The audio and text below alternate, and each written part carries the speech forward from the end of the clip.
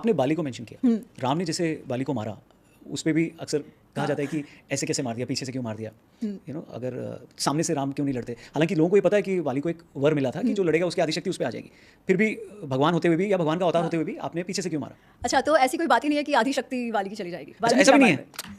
वाल्मीकि रामायण में ऐसी कोई बात नहीं है कि वाली की ऐसी शक्ति है कि उसके सामने से कोई आएगा तो वो लड़ लेगा।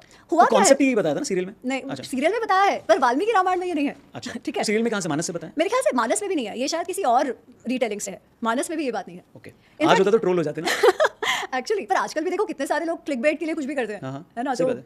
तो वाली जो आप प्रश्न पूछ रहे हो, ये प्रश्न स्वयं वाली श्री राम से पूछ रहा है मरने के दौरान। मतलब हाँ, तो उसको पीछे से लगा है, ही इज फेटली इंजर्ड, मतलब पता है कि अब मृत्यु हो ही जाएगी, but he is not dead yet, लहू बह रहा है उसका, ये सब है। तो जब पहले तो वो शॉक में है कि अरे ये पीछे से कहाँ से आया, ऐसे मुझ पर किसने वार किया।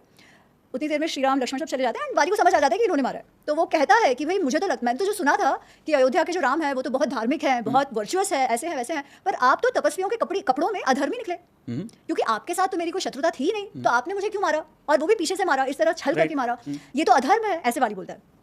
श्री राम कहते हैं तुम मुझे धर्म अधर्म सिखाओगे, तुम स्वयं राजधर्म जाने हो कभी?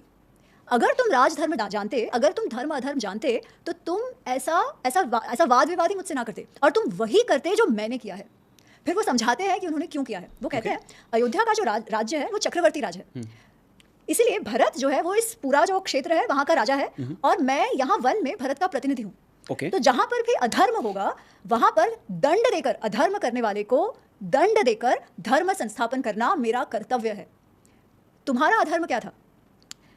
राम कहते हैं कि सुग्रीव तुम्हारा छोटा भाई है। ठीक है। छोटा भाई बेटे समान होता है, पुत्र समान होता है, शिष्य समान होता है। छोटे भाई की जो बहु पत्नी है वो तुम्हारी पुत्रवधू समान, तुम्हारी पुत्री समान होती है। तुमने क्या किया?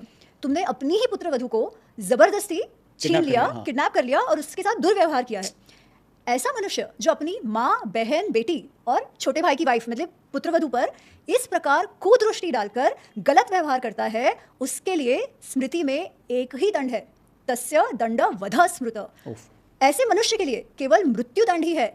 मैंने तुम्हें दंड दिया है। वो बेसिकली ये समझा रहे हैं कि मैं तुम्हारे साथ युद्ध कर रहा हूँ, आगे से क्यों कर रहा हूँ, पीछे से क्यों कर रहा हूँ, ये कोई बात ही नहीं है। तुमको दंड दिया गया है क्योंकि तुमने इतना घिनौना अपराध किया है।